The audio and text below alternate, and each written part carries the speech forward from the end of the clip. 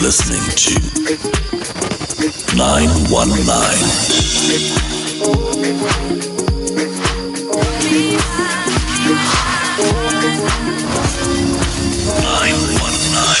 We all love a good story. Stories of love and life. Stories that entertain and inspire. And the best stories are the ones that happen to be true. Every Friday night, Jack Devnarain is live in conversation with an iconic South African personality who shares the true stories that shape their remarkable lives. Join us for reality radio as real as it gets. From 6 p.m. to 7 p.m. every Friday night. Only on 919.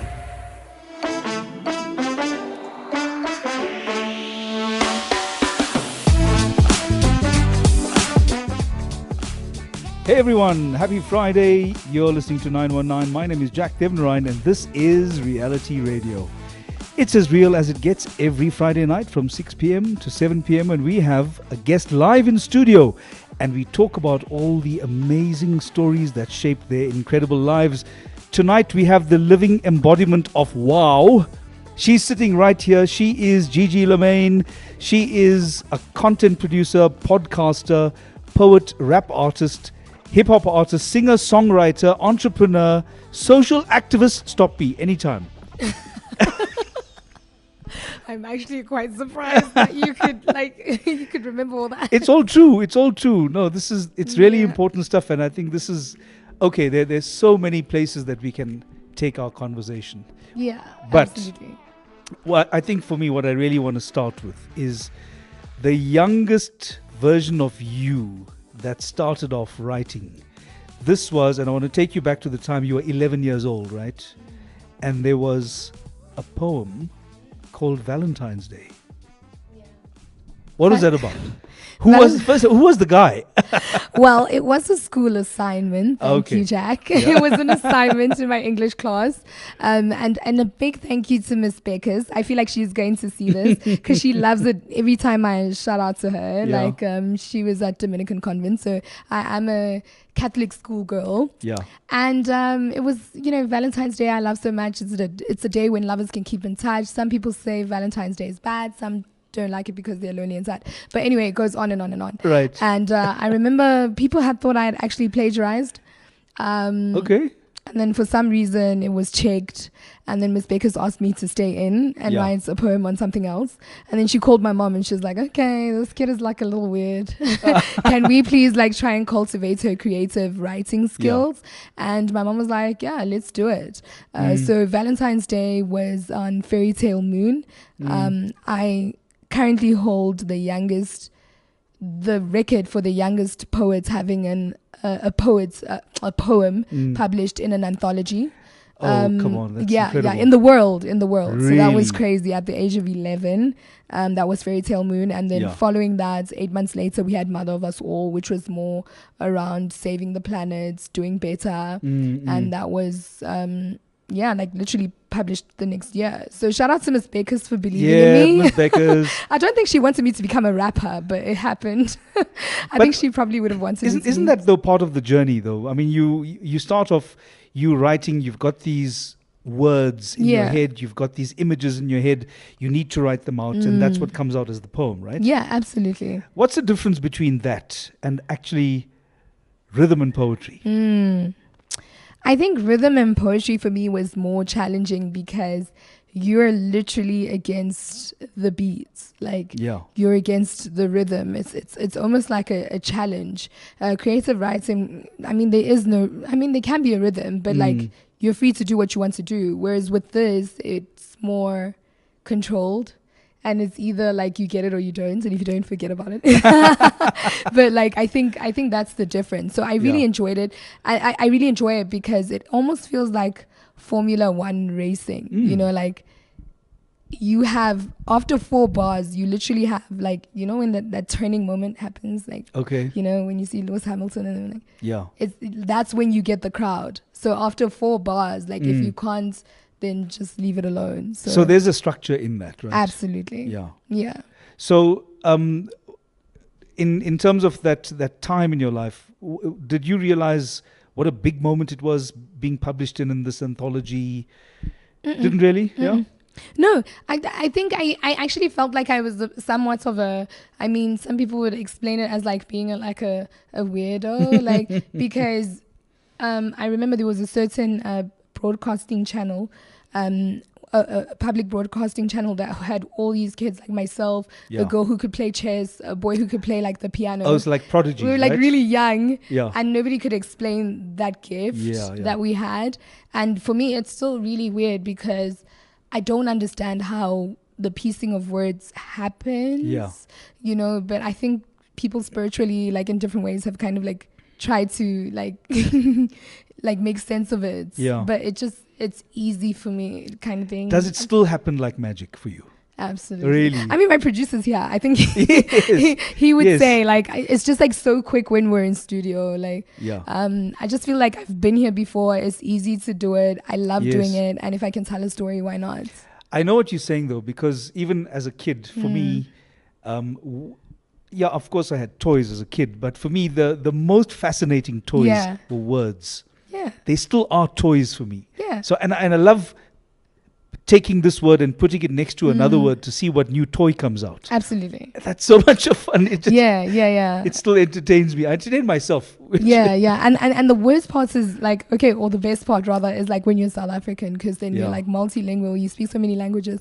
And I often say like, that's actually a very slept on concept. Like, everyone thinks, I mean, America is, you know, rap and hip hop is like, we're kind of like creating our own subgenre. But I do think if there was like an Olympics, we probably would outdo them because we've got so many languages and we can like click and switch up between languages. So, yeah. I would not be surprised. Now, one of your big influences as well was Tupac. Yes. Imagine if he could also, if he was multilingual as you are. Yeah. So that's what you're saying. That music would be a whole different world of music. Absolutely. I mean, Pro Kid, Zakwe, KO. There's just something about being, you know, able to switch between the two. Yeah. Yeah. So at the time, Miss Beckers called your mom, right? Yeah. Was your mom surprised when the teacher tells her, I think your daughter has a gift?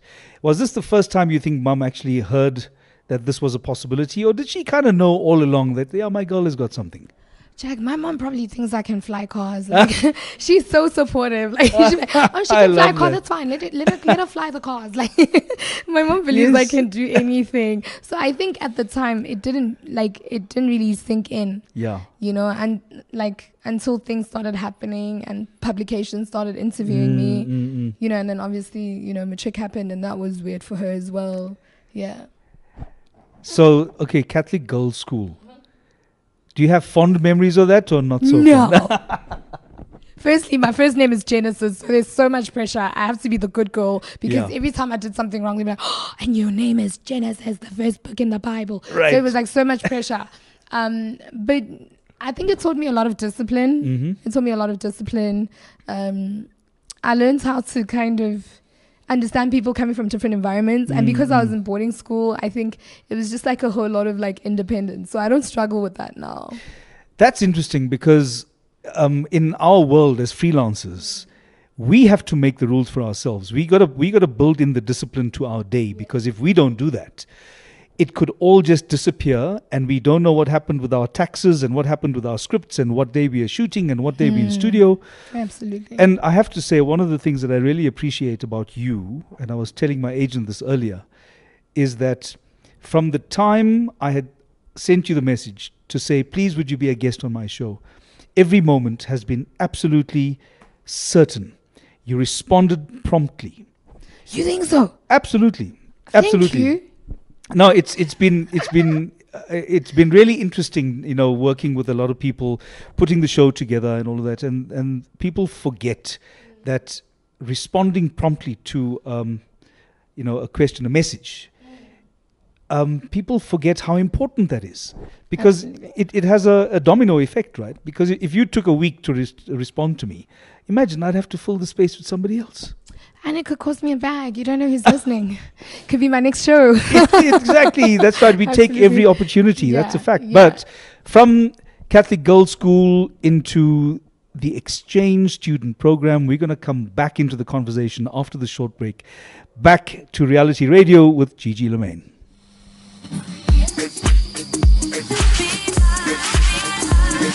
You're listening to 919. Have a groundbreaking tech startup or hackathon idea? Empire Partner Foundation's Incubation Hub is here to nurture your vision. Our Incubation Hub provides the perfect environment for startups and hackathons to grow, access resources, and make their mark in the tech world. Join us at EPF's Incubation Hub and turn your tech dream into reality. Visit our website for more information on how we can help your startup thrive at empirepartnerfoundation.org. 919 has signed a code of conduct that is enforced by the Broadcasting Complaints Commission of South Africa. Under the code, we are committed to giving news that is accurate, comment that is fair, programming that is not harmful to children and that does not amount to hate speech or the description of gratuitous violence or explicit sex. If you think we're not living up to that code, you can inform the BCCSA. Direct any complaints in writing to the Broadcasting Complaints Commission of South Africa to PO Box 412-365, Craig Hall 2024. Or email the BCCSA at napsa.co.za. For more information, visit the bccsa.co.za. Reality radio, as real as it gets, only on 919. Friday night, reality radio with me, Jack Devnarain, and in the guest hotspot tonight, Gigi Lamayne, telling us about the early years of developing her creativity and starting the shine on her star. I would love for you to tell me about whether Sir Richard Branson met you. He met me. Come on, really? This is the biggest flex of my life, Jack. There is like a picture. Everybody knows there's a picture in our home. There's a picture even. And Richard Branson, yes. And he follows us like once a year to find out what we're doing. Yeah. If we're being like normal people in society. Well, he's hardly normal himself, right? No, that's true. He literally, I remember when we were preparing for it, and like a huge thank you to Jennifer Nelson. She was my matron at Stowe School in Buckingham. Okay. And she was, hair back ladies and sit up straight and, Sir Richard Branson. You're not allowed to say Richard. It should be Sir Richard Branson. And then when we get there, he's like a rock star. Like, oh, is it really? He's got like a leather jacket on and a pair of jeans. And he's just like, guys, calm down. Call me Richard, And for me, that was absolutely crazy. And that's when I realized that for most of the time, it's really all a facade. Being in whatever space you are, I think he just didn't allow himself to grow up. He's like a little kid living the best, version of himself, having fun, doing amazing things, touching lives, building communities. And I was like, that's what I want to do. I totally get that though, because to live and work in our creative world, you have got to allow yourself to be that kid again. Or ideally, you should never actually leave your childhood. Absolutely not. He didn't leave. No, and I think what we're seeing is the result of him being rooted in his wildest childhood dreams. Yeah. He wasn't even surprised when I became a rapper. He wasn't surprised. It was like Genesis. So I mentioned it, Genesis. And I always thought I was going to, so I did a little bit of an understudy kind of thing at Bloomberg. Yeah. And I thought I was going to become a journalist. Really? And then, I thought I was going to become a financial journalist, Jack. You guys would have been watching me get the whole reports. And then when the rapping thing, he was just like, I knew it. Yeah, I'm not surprised. Yeah, I'm not surprised. She's creative, like she's dramatic. Yeah. But those are two important sides, though. The financial journalism, and we know a few of those. I mean, that's another level of really paying attention to detail. Following economic trends around the world and what are the big influences and what gained and what fell. And to report on that even is the next step. So with all of that, the creativity still, but take us back to the exchange program. How did you end up on that? And then that's what took you to the UK, right? It's embarrassing. I don't understand how that happened. I swear I was not the brightest one in the room. We took tests. So it was English and math. Super surprised that I got, I got definitely English. Yeah, could have been an A. But math I was surprised by. Yeah. And then obviously, the interview. And I remember, crazy because there's a song we're pushing right now called Africa is Not a Jungle. school. Yeah. And when I was asked, like, what do you want to... So the idea was getting Africa working. And I was Right. like, my biggest peeve right now is the fact that everyone thinks Africa is such a jungle and we have hippos in the backyard and, You don't and have they were one? sitting there. Who? You don't have No, one? I did at the boarding school in Buckingham. I said his name was Popo, the pet hippo, and everybody believed love me.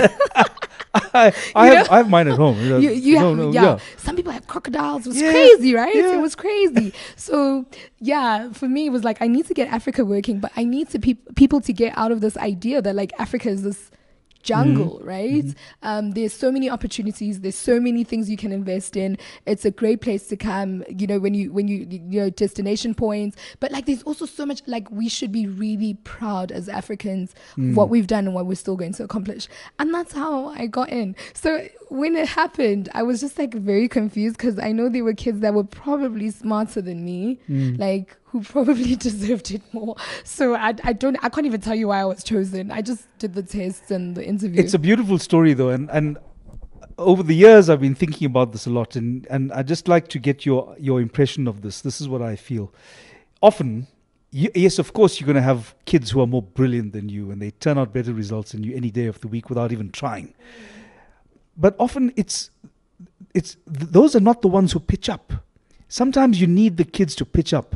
Sometimes I don't care about your potential. You need the clowns. Just the people who do their best on the day. Those are the ones who make a difference. Not the ones who are sitting on piles of potential and never actually do anything with it.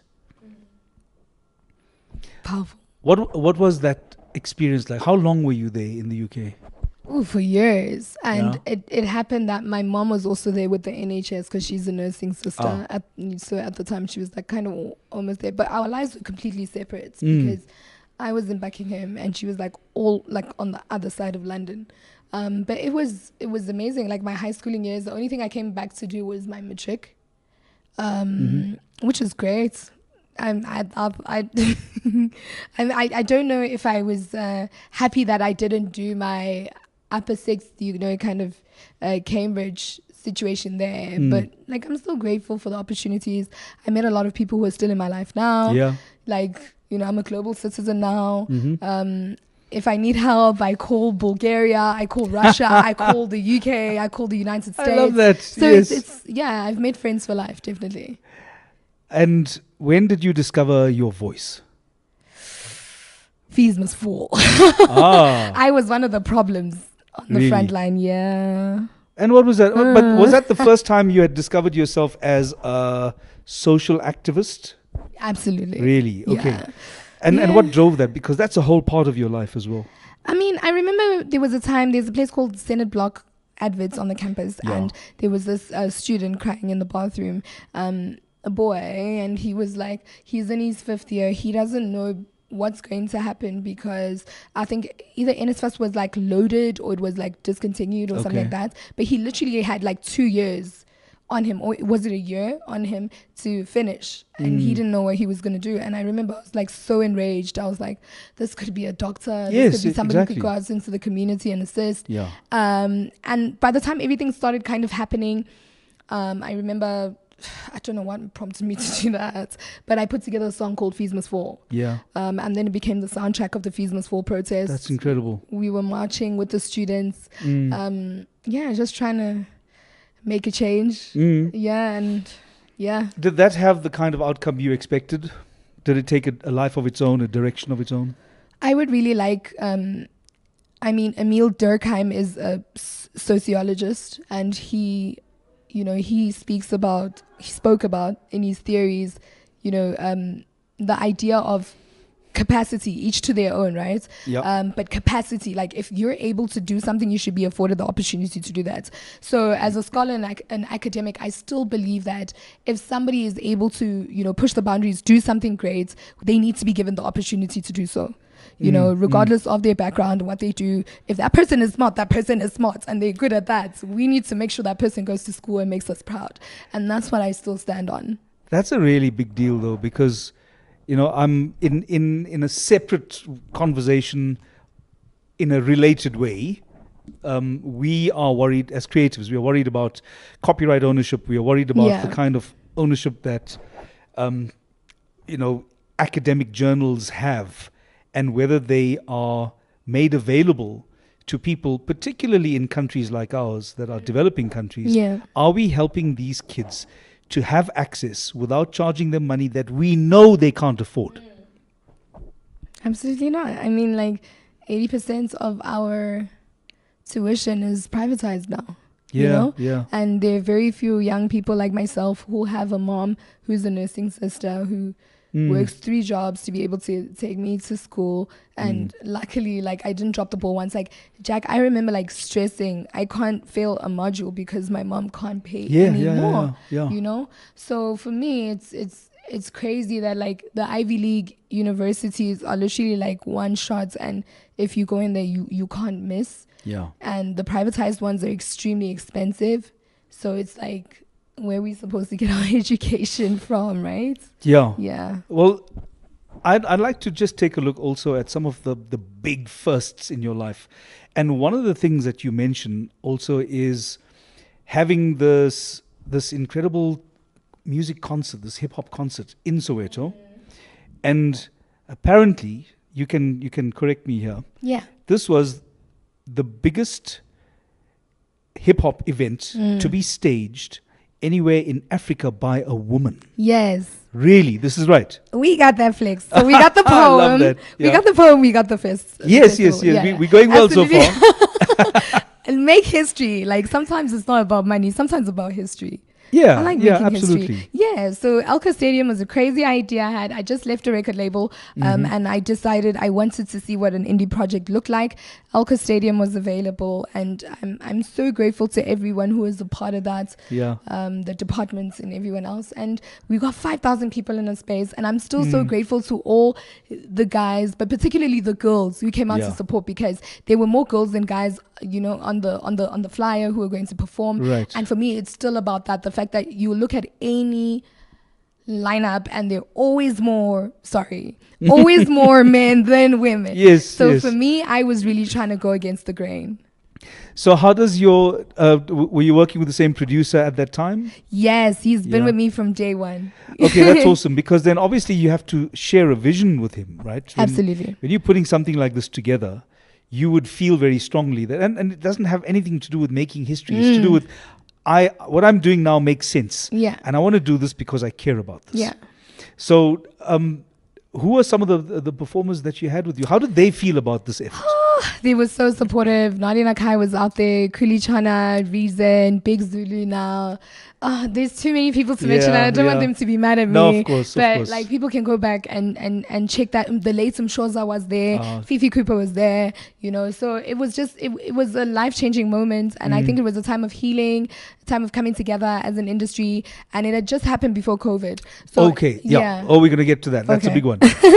But we still have some time. I'd like to get into that moment of the concert and why it was so important. Did people feel its significance while it was happening? Absolutely. Yeah. I think for one, it was greatly executed. Yeah. It was in the township. We brought all these A-list celebrities into the township to experience, at a decent price. And for the fact that like the private and the public sector came together, I think that was a moment of like, wow, like I felt like, especially with my mom being there, I think it was it was like 94. Like, it was like, wow, like this is actually possible. But unfortunately, my mom couldn't join us on the day because she wasn't feeling well. And I'd lost my grandfather like 2 days before, which was crazy. So people didn't really understand what the pressure was like. But I think he really kind of, because he was so business oriented, like he was a businessman. I think he was literally standing there or sitting there like, that's my girl. That's my granddaughter. Yes. Yeah. I can so see that happening though. So having started that was that the beginning of your journey as a feminist in those years? Listen, because I know that's evolved, right? A feminist. I am no longer a feminist. No, I get that. But we're going to come to that. Okay. We're going to go on a short break. But just to capture that moment, was it important for you then to take a stand, to make that moment important? Because I'm a woman, I'm putting this event together. It is literally the biggest concert of its kind on the continent. Absolutely. Yeah. Yeah, no, that was for me. It was about that. It's like Yeah. my team knows it's almost become a thing with us. Like, Really? is it because I'm a woman? I'm one of those like women deserve, but we still love you guys. Well, that's a relief. All right. Well, I think that's a perfect point to leave that, because when we come back after the break, we're going to go into the post-feminist era of being the Gigi Lamayne. That's going to be a whole different conversation, but it's such a big part of you, and I can't wait to explore that. So we're going to go on a short break now. We'll be back in a few minutes. We'll see you back. Reality Radio with Gigi Lamayne. 919. The Feel Good Drive with Nicole De Silva on 919. A person within this. Being in that space at all, it sort of elevates you to where other people would like to use you. I'm now at a point where I'll say no. So I can see it from a mile away. Someone you don't hear from in forever and always sends you a message. Hey, friend! Friend, long time! Oh my gosh, what are you up to? Not even how you, straight into, do you mind doing this for me? Hell no. Hell no. I've had to learn how to say no. And then there's not even friends, there's people that work in the industry that like to take advantage. The Feel Good Drive, 3 to 6 p.m. on 919. 919 has signed a code of conduct that is enforced by the Broadcasting Complaints Commission of South Africa. Under the code, we are committed to giving news that is accurate, comment that is fair, programming that is not harmful to children and that does not amount to hate speech, or the description of gratuitous violence or explicit sex. If you think we're not living up to that code, you can inform the BCCSA. Direct any complaints in writing to the Broadcasting Complaints Commission of South Africa to PO Box 412-365, Craig Hall 2024, or email the BCCSA at napsa.co.za. For more information, visit the bccsa.co.za. Breakfast on demand. Here's something that came in. Now, this sounds like something I probably would have done back in the day. So back before cell phones were the norm for kids, I called my crush at home, obviously on a home phone, around midnight, and we had a long chat. So we decided after some time, now you got to picture this, okay, that I should sneak over to her house. Now, being 13 at the time, I obviously couldn't drive. So I snuck out and rode my bicycle for almost an hour to get to her house. By the time I got there, she was fast asleep. I ended up getting caught sneaking back into my own house. It makes me think of Celine Dion. I drove all night. With Shane Hunter, Monday to Friday, 6 to 9 a.m. on 919. Have a groundbreaking tech startup or hackathon idea?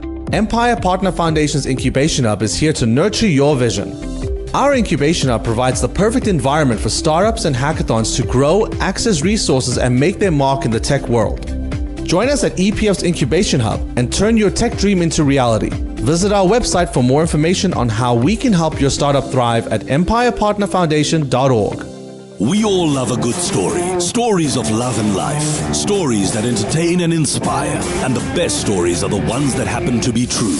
Every Friday night, Devnarain is live in conversation with an iconic South African personality who shares the true stories that shape their remarkable lives. Join us for Reality Radio, as real as it gets. From 6 p.m. to 7 p.m. every Friday night, only on 919.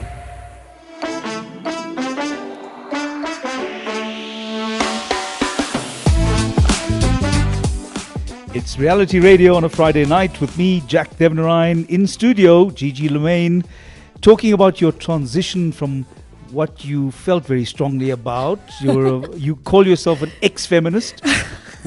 Don't say that, they're going to come for me. Nobody's going to come for you. This is Reality Radio. Nobody comes for you here. Okay. They know you covered. You covered. Okay. So I suppose it starts off with, what was it about the concept of being a feminist that you decided you didn't subscribe to any longer? I have brothers. Yeah.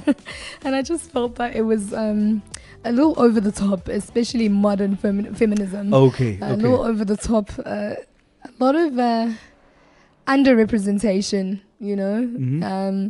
There are just a lot of outcries when it comes to, men, even in our country, where we paint men in a certain way, and right, the not all men movement, right? Not all, yeah. So I statements like men are, I hate that. Sure. Like it really annoys me. I've got amazing brothers who I know are very responsible fathers and husbands, and I just couldn't subscribe to it. It was very over the top, and I realized that I could have been a feminist maybe in more radical times, like with Emily Rose and them. I absolutely would have done that with the suffragettes on the horse. Of course. Like I could have done that, but no, not in modern times. Also because I'm a very cultural girl. Like I still love the idea of submission when I want to submit. So I mean, for me, it was very blurred, and when you say feminist, sometimes it's a little over the top. So and I'm not sure whether the counterpoint to that would be patriarchy. And even there is an element of patriarchy that is non-toxic, right? Right. So there's a place for that. And I understand what you're saying because, for example, my dad raised me to be a certain kind of man. And he would say, it would be right for you to open that door for her. Absolutely. Right. So having learned that, and especially as a young man, if you learn that and, you feel affirmed by doing something like that. If you do the same thing nowadays, and if the woman for whom you've opened the door takes offense, then I realize, okay, I don't know the rules anymore. Are there women who take offense? Some do. Please open the door any day. Like open the door. I'm tired. Yes, I get you. But I can understand the thinking about. We've got to be careful not to hold such radical views that we actually get in the way, in each other's way, right? Yeah, absolutely. And I just think also like a rite of passage. And I mean, I've got, somebody here today who's a woman who's part of my team. And her and I always talk about culture and how nice it is to sometimes be part of that, because for us it's like a rite of passage to be able to cook, serve. It's not, I don't know. I just think, different views for everybody, Of course. There's a certain level of pride Yeah. as an African woman when you're able to do certain things. Right. So that's why I couldn't subscribe to it, like completely, like the feminist way. Like, and I really respect my feminist sisters. I love them, but Sure, I get it. So there is a way of making those values work together, so that you don't want to get in your own way. absolutely. Yeah. Okay. No, I totally respect that. Tell me, how do you relate to your fans? Because you love surprising your fans. You always got something new going on. You got a new event. You got a new gig. You got a new download. So how do you like engaging with them? How do they like engaging with you? Oof, there's no formula to it. Really? I like my fans more than I like industry people. Yeah. Like I like my fans. I get that as like well. my fans yeah. are you right? Like your fans are just it's like this family that you kind of like adopt, and they watch your moves more than you do, and sometimes they even like predict the weather, so you're sitting there and they're just like, no, maybe you should drop a song with whoever. Then I'm like, actually, I think I'm gonna do that. Really? And then I reach out to the next artist. That is incredible. Yeah, so I take that very seriously. Like my relationship with my supporters, we call them the Gigi gang. Okay. Gang. We like listen. Like they don't play around with me. Say something about Gigi Lamayne and it might just turn into the beehive. Like they will sting you. Yes. The Gigi gang will like, shh, what did you Yeah, say no, about her? we only got love. Only love for Only love. Yeah. Yeah, no. So I'm very I really appreciate my people, man. Yeah. Like if it wasn't for them, like I think I would have given up a long time ago. And like I'm saying, like they create so much of a direction for me all the time. And if somebody screams like, oh, we need new merch, we need new hats, we need new, like the new thing now for the girls is they're like wanting some lipsticks and whatever. So Really? I mean, yeah, so we need to look at that. So are you going to investigate that now? I need to investigate Really? it. Yeah. No, it's been Okay, coming up because a lot. I mean, I was giving the intro earlier and talking about you as, singer, rapper, writer, podcaster, and it occurred to me then that I'm missing one, maybe two things. I'm missing like stand-up comedy. Never. What? Are you sure? Do you guys think I could? She's for it. She always says it. Really? Like the lady is part of my Everybody's management. saying yes. She's like, what? Fantastic. Okay, and the other one that's missing that I thought you could easily do with your eyes closed is fashion design. No. What? Absolutely not.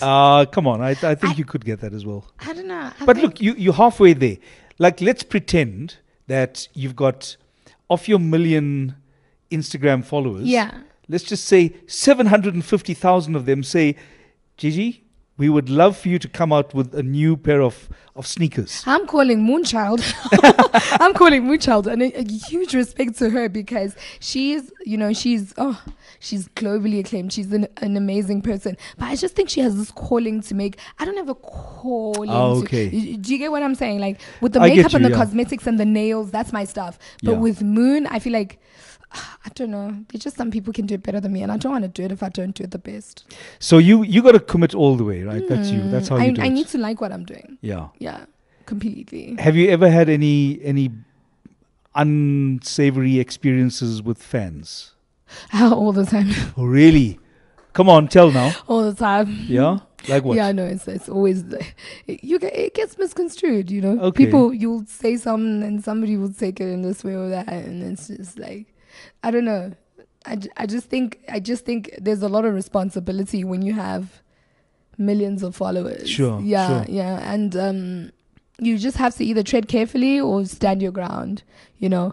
So I don't believe anything is like really unsavory. I think it's more like I need to, you know, sometimes it's just introspection. You know, you can say some things, and I've never said anything like where it's like, oh, cancel her, cancel culture. Sure. But it's just like, maybe if I read up more, I researched more, you know, don't be too quick to take a stance. And I really appreciate that about social media as well, because, you know, you don't live long enough to know everything. Do you think a lot of commentators should actually spend more time researching before reacting? Absolutely. Absolutely. I think a lot of people just talk out of, I don't know, like, and I guess there's no way to really verify anything. And you just need to be careful about creating, you know, narratives that are non-existent. That's, you know, a little dangerous. That's a real thing, though, because, you know, you see that especially coming into this national election cycle now. I look at all the campaigning, and you look at all the road shows and the, you know, the manifestos, and I think, okay, this is the biggest load of rubbish I've heard from this individual, and I feel like my intelligence is being insulted right now. Do you feel like that sometimes? All the time. Yeah. All the time. And speaking on behalf of the youth, I just want to say, like, I'm calling out all the young leaders. We need people who are young, people with zest, people with energy. You know what I'm saying? Obviously, with input from the elders, with their wisdom. Yeah. But we definitely need a lot of change. We need a lot of young people to come forward, because our struggles are very different. You know, our parents and our grandparents managed to conquer a lot of things. They're still going through a lot of things, but our struggles are unemployment, service delivery, things that some people might, you know, view as futile, but it's an actual thing for us. And there are lots of things you resort to if you can't work, you know. So I just, you know, would call out any young person right now. If you feel like you have the tenacity for politics, come out, speak your truth, and if you're strong enough, we'll follow. And I think so much of that has to do with just describe the injustice that you feel. Use words. Find the words that you need to describe what you're feeling right now, because so often I just get the sense people are really angry and really frustrated, and because they are unable to express that in some constructive way, they then turn to violence. Absolutely. I think I don't know. I think the solution is in the youth, funny enough. I agree. I mean, the solution is in the youth. I am from a very cosmopolitan circle of friends, circle of people from different walks of life, different spiritual backgrounds, different religious backgrounds. Yeah. And we're able to not even coexist, but we're able to love each other. Yeah. You know, and I think that's not a reality for our grandparents and stuff. And I just think when we view things from a very unison point of view. Right. You know, whereas, you know, with our parents and grandparents, it's a little, you know, distorted, you know, because of things that have happened in the past. So I just think, like I say, I think the answer's with the youth. 2 questions. When you are in your creative process, how much is informed by your family, your history, respect for your parents and grandparents, And the second question attached to that is, what is your creative process? I don't know.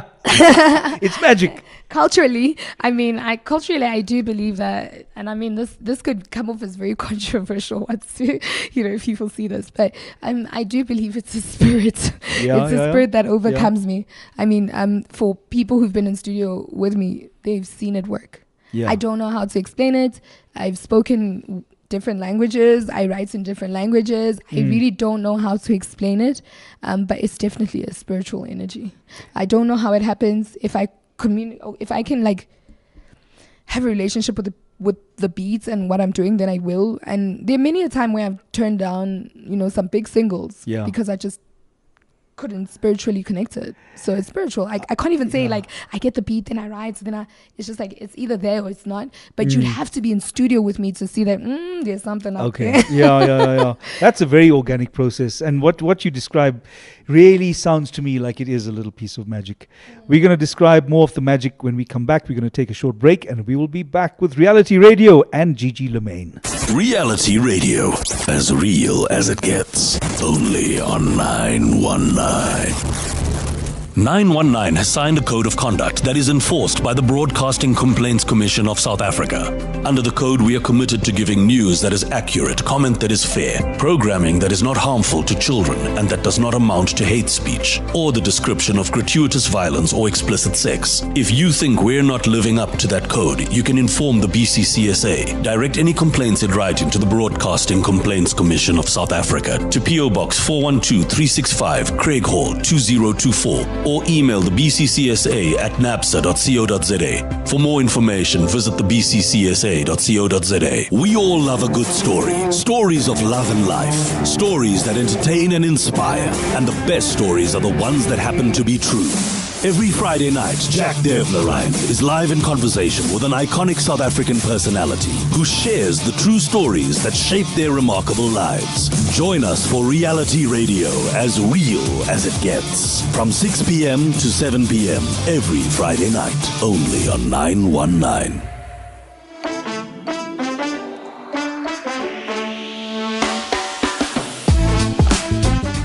Reality Radio every Friday night from 6 to 7 p.m. talking about the incredible stories that change people's lives.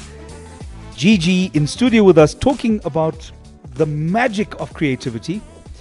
I'd just like to go back to a tough time, and it was around the same time that we met actually. It was during the time of COVID. What did that do to you, to your the way you communicated with your fans, the way you were producing your work? How did that change things?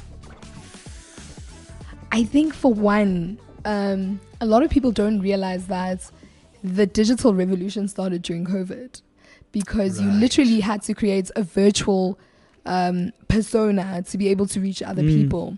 So, I mean, even with the podcast we're doing currently, which is doing really, really well. Meg G, I'm coming for your spot. Love him though. He's like an inspiration. But like also just everything, like music production, having to be at home and doing things yourself. I think we really like tested ourselves. But for the creative industry, it hit real hard. Yeah. I know, like, where are we going to get this money? Where are we going to get this money? So, I mean, I have an apartment on the other side of town. I, went, because I thought the world was ending. I'm not going to lie. So I decided I was going to like go back to my parents and, it was genuinely a space of uncertainty. I won't lie. I was really, really worried. Yeah. It was also a time that you were an activist, an advocate for mental health interventions to assist creatives. What did you have in mind, or what did you see that you felt you needed to help with? Mental health was my biggest thing. I mean, I'm somebody who's struggled, who was once diagnosed with clinical depression. And I know that a lot of people have been in that space, and I've seen the program completely heal me, even before that. So just going into it and having people who are speaking to you who know absolutely nothing personal about you and going through that was it was it helped a lot. And then of course, there's the legal side, the financial side, and everything else. But it kind of tied in. I think at that point we all felt like, we're being looked after. Was that all part of the Silapa program? Or? It was part of the Silapa Wellness program with the Right. Department of Sports and Arts and Culture. Yeah. And I would like to see them bring it back. In terms of just effectively going out, identifying issues. Because now, earlier on today, I got a call from someone who is, really not their best selves. Yeah. Initially, I would have contacted somebody, that I know. So I would really love that tenacious spirit to come back, where we were literally like saving lives. Yeah. And also, I know you can draw on your own personal experience when you talk about these things. Do you feel that there's a very dark stigma that attaches to people who are working through anxiety and depression, and they're trying to get into the whether it's a creative space or any space, the social space, wherever you work, it follows you around, doesn't it? I love how you say it follows you around, because I've always described depression as this person lurking, like waiting for you to slip up, and that's exactly how I feel. Like I've always that's how I have dealt with it. I've always personified it, so I know that when it's like near, then there are ways to deal with it. But there are stigmas around it, loads of stigmas. Especially within the creative sector, I think, because we're so we pretend to be nonchalant, we pretend not to care about a lot of things. We're either very happy, we're very over the top. I'm using my hands, so everybody thinks like I'm, over the top, dramatic, whatever it is. But I think it targets people who feel, people who genuinely feel, people who want to make a change. And I always say to people, like, if you're struggling with depression, that only means that you feel a little more. So don't lose that. There's a sense of shame as well, knowing that, like, for example, somebody who has a very high media profile, they cannot possibly now come out to say, I'm broken inside, because they know everybody knows them as a super famous personality. So they've got to maintain that level. We were just last week, we were having the conversation with Hlomla Dandala, who is an incredible actor. And he was talking about, when you are a leading man, it's not just about delivering your scenes on the day. It's like you're carrying the weight of that production, because people are going to watch that show because you are the lead. Thanks. So I'm just talking about where, what we're referring to now. It almost feels as if, imagine being trapped by that, because then at that point you can't admit to being, to having this, to enduring this difficult time. It's the life we chose. But then I will say to you, I will say to you that I think the new notion of, influencer, celebrity, whatever you want to call it, it's changed. People need to know you can feel. People need to know that you're relative. I feel with a lot of the young TikTokers, that's the reason we relate to them so much. They feel. Oh, that's a very powerful thing. Do you think we can get them to feel something about wanting to vote? I feel like I actually think this election is going to be interesting. Yeah. Lots of young people are going to step up, you think? Lots of young people. Okay. The question is who? Yeah.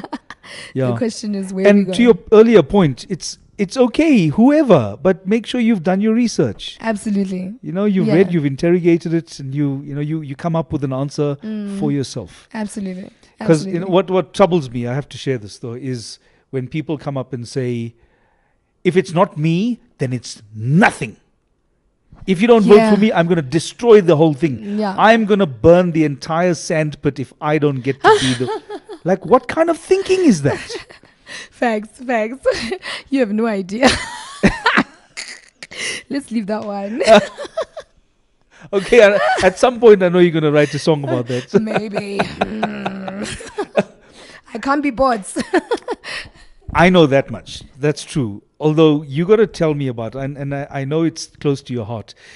You've embarked on a new business project as well. This is a big one because it is a huge investment. You are in the heart of Sandton. Tell me what it is. What is the technology? How does it work? So, Ivy.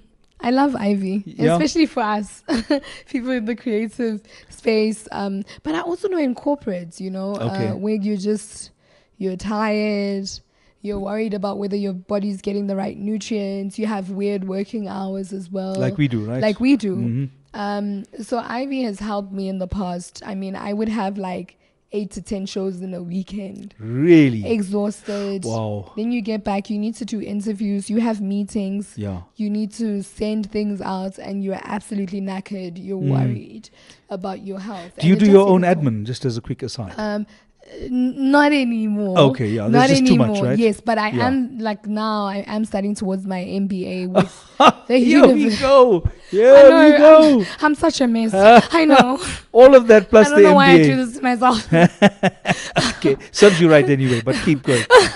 I was literally at an event on Sunday, and I was Yeah. like on my laptop. They're like, "What are you doing? Yes. I need to submit this now." So I'm studying my MBA with the University of Suffolk, and you can imagine the pressure with that as well. Sure. And IV comes in, hangover, immune boosting, Yeah. energy boosting, NAD, anti-aging, diabetes, the works, biotin for hair, nails, and whatever it is. Yeah. So I'm somebody I haven't quite passed. I really would love to be vegan one day, but I'm not yet. Really? Yeah. Yeah. You still can't pass the ribs, right? I know, right? Yes, I'm the same. I'm trying, So once you need those nutrients and the vitamins and everything else, Yeah. that's where you're going to get it. Okay. So that's where IVZO comes in. So it is something that is close to my heart. Yeah. Because I genuinely feel like a lot of us are walking around and we don't have the right nutrients in our bodies and the vitamins, and we're not going to sit at Food Lovers, or we're not even going to Google what we're putting into our systems, Yeah. So, I mean, I'm for that. We started it. And a huge shout out to my mom, because she's the heart of it as a nursing sister. Amazing, yeah. Absolutely love her. And it's doing fairly well. Good. It's a baby. Well done. It's a baby.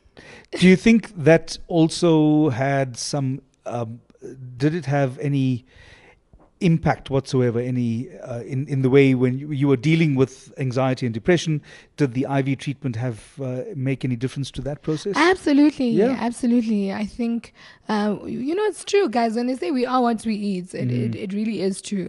So, I mean, ever since I've started getting involved in that, I feel far much healthier, absolutely, and happy. Well, you need it. I mean, you are burning the candle on three ends. All right.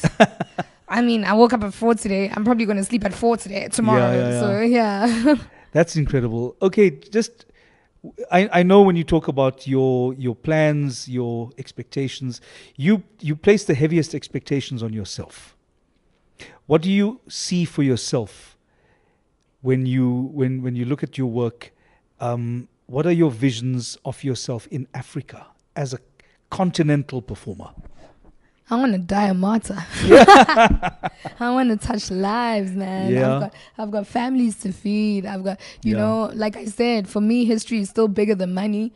A lot of people dispute that, and I get it. But I just feel like when you're doing something because you want to do it, it's in your heart, and you're trying to flex on that, ways will be made, money will be made. So for me, I think the biggest thing is to touch as many lives as possible. Yeah. Through my music. Right now we're working with some amazing people shout out to DJ Q, shout out to Quinton. He's out with the CMG gang, with Yo Gotti and Glorilla, and everybody. I think our worldwide family and Mike McCabe, all everyone who's coming together to make this a reality. And for some reason they believe in me. Don't know why. It's a bit crazy. And they believe in Buga and Beats. Shout out to him, and he's here today. But let's touch lives. Let's get Africa working. Let's make this a place where people want to come to. It's actually a very, very good place. I see it's a recurring theme, or a theme that's never left you, is to get Africa working. Absolutely. So I think one of those parts of Africa that is really becoming an engine for growth is the creative sector. Yes. And I think there was some report recently about African fashion that is becoming more and more recognized around the world. And chances are it's going to turn into a multi-billion-dollar industry if you look at the whole African continent and the kind of creative stuff that's being produced, generated, distributed and shared around the world. Yeah. So, what are we missing in terms of keeping Africa working? Supports internally. We are our rot. I Is always it? say that. That's us Internally, then. we are our rot. Okay. People are excited when they see us, when they hear our accents, when we get onto stage and we perform. I mean, I performed in Pune, India, in front of 50,000 You people. performed in India in front Yes. of a bunch of screaming Indians. 50,000 people. Oh my goodness. And I realized that it's really about showcasing yourself.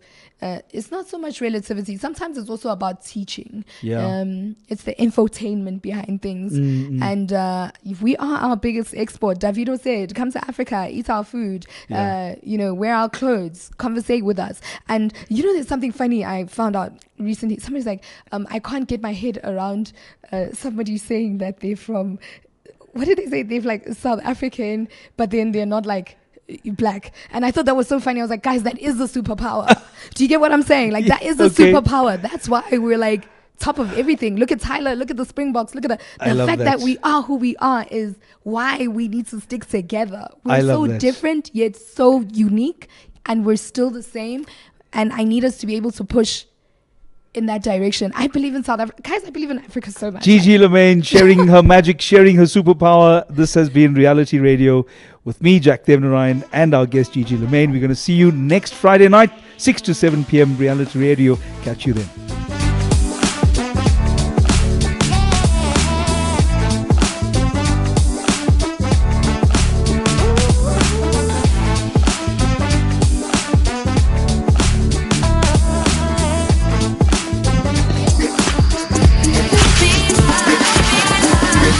You're listening to 919.